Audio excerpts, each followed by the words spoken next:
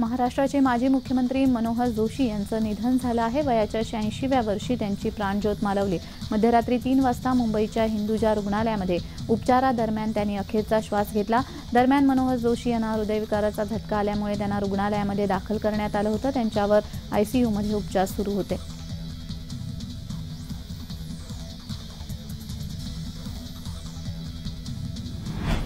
उद्धव ठाकरे यांचा यवतमाळ दौरा रद्द झालेला आहे। यवतमाळ जिल्ह्यातील उमरखेड शहरामधील उद्धव ठाकरे यांचा दौरा रद्द करण्यात आलाय। उद्धव ठाकरे हे 24 तारखेला जनसंवाद मेळाव्याला संबोधित करणार होते। मराठा आरक्षणासंदर्भात चक्काजाम आंदोलनामुळे उद्धव ठाकरे यांचा दौरा रद्द झाल्याची विश्वसनीय सूत्रांची माहिती आहे। येत्या 24 तारखेला सर्वत्र मराठा आंदोलक चक्काजाम करणार असल्यामुळे हा दौरा रद्द करण्यात आलाय।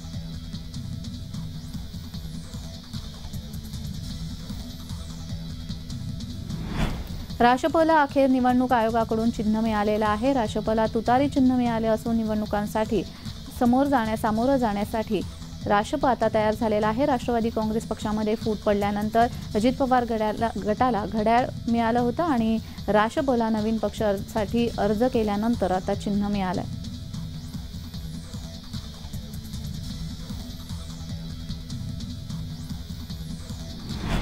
ज्येष्ठ अभिनेते अशोक सराफ यांना महाराष्ट्र भूषण पुरस्कार प्रदान करण्यात आलेला आहे। मुख्यमंत्री एकनाथ शिंदे आणि उपमुख्यमंत्री देवेंद्र फडणवीस यांच्या हस्ते हा पुरस्कार प्रदान करण्यात आलाय।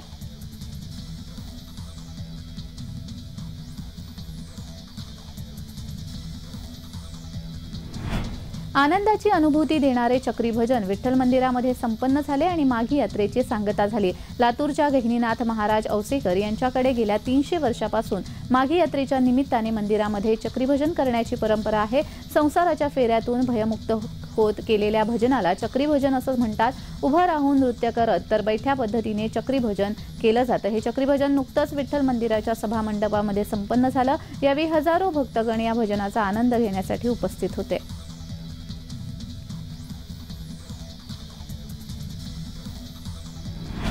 सुप्रिया सुळे या आज बारामती दौऱ्यावर आहेत। कसबा या ठिकाणी श्री गाडगेबाबा महाराज जयंतीनिमित्त स्वच्छता आणि साडी वाटप कार्यक्रम, आमराई हाऊसिंग सोसायटी शाखा उद्घाटन व स्वच्छता मोहीम सांत्वन भेटी त्या देणार आहेत। त्याचबरोबर सायंकाळी पानगल्ली बारामती येथे युथ मेळावा पार पडणार आहे। या मेळाव्याला सुप्रिया सुळे मार्गदर्शन करणार आहेत।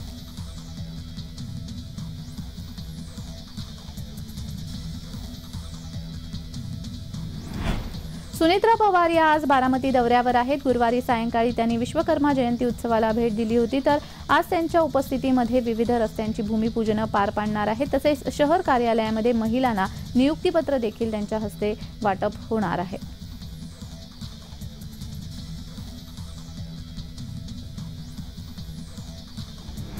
पुणे गृहनिर्माण आणि क्षेत्र विकास प्राधिकरण अर्थात म्हाडाच्या अध्यक्षपदी माजी खासदार शिवाजीराव आढळराव पाटील यांची नियुक्ती राज्य शासनाने केली आहे। त्यांना राज्यमंत्रीपदाचा दर्जा असणार आहे। अधिकारी कर्मचारी यांनी नवनिर्वाचित अध्यक्षांचं स्वागत केलंय।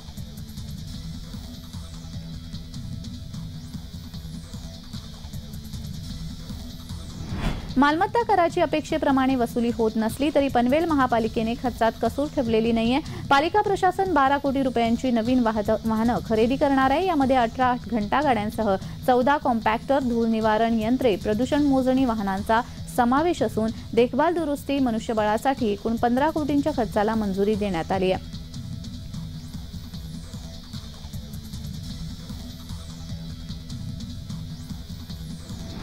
महापालिकेच्या शाळांमधील विद्यार्थ्यांची संख्या गतवर्षीच्या तुलनेत 12% वाढली आहे। वर्षभरात 1964 विद्यार्थी वाढले असून विद्यार्थ्यांच्या गळतीचे देखील प्रमाण घटलेलं आहे। महापालिकेच्या हायटेक शाळांमुळे पालकांमध्ये विश्वास तर विद्यार्थ्यांमध्ये शिक्षणाची गोडी वाढल्याचं त्यामुळे स्पष्ट झालंय।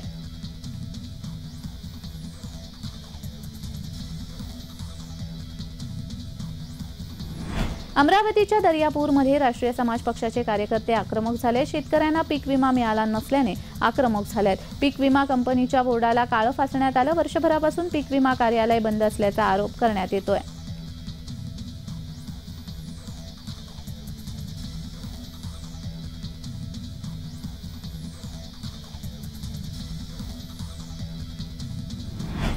जगातील सर्वात लोकप्रिय मेसेजिंग ॲप असणाऱ्या व्हॉट्सॲपने आपल्या युजर्सना मोठं गिफ्ट दिलंय। या ॲपवर चॅटिंग करण्यासाठी एकाच वेळी 4 फीचर्स लॉन्च करण्यात आलेले आहेत। त्यामुळे युजर्स आता टेक्स्ट लिहिताना त्यात विविध प्रकारचे फॉर्मॅट्स वापरू शकणार आहेत।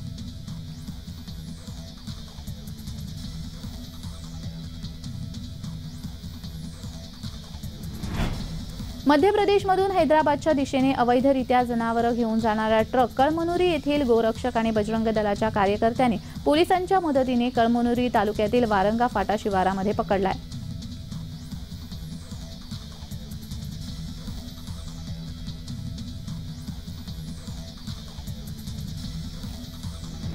धारावी शौचालयाच्या जागेवर अनधिकृत मदरसा उभारला असून जाब विचारणाऱ्या तरुण आणि महिलांना घरात घुसून जबर मारहाण करण्यात आली। धारावी बगीचा येथील धक्कादायक प्रकार आहे।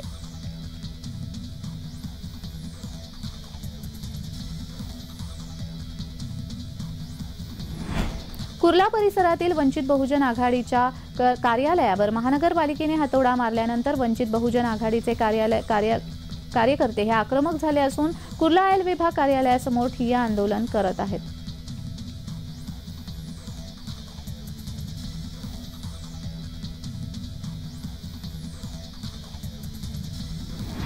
बृहन्मुंबई महानगरपालिकेतर्फे 27 फेब्रुवारी 2024 ते 11 मार्च 2024 या कालावधीमध्ये पाली हिल जलाशयाच्या जुने मुख्य जलवाहिनीचे पुनर्वसन आणि सशक्तीकरणाचं काम हाती घेण्यात येणार आहे। या दरम्यान एच पश्चिम प्रभागातील काही परिसरांमध्ये पाणी पुरवठ्यामध्ये 10% कपात करण्यात येणार आहे। सोमवार 11 मार्च 2024 नंतर संबंधित परिसरामधील पाणी पुरवठा पूर्ववत होईल।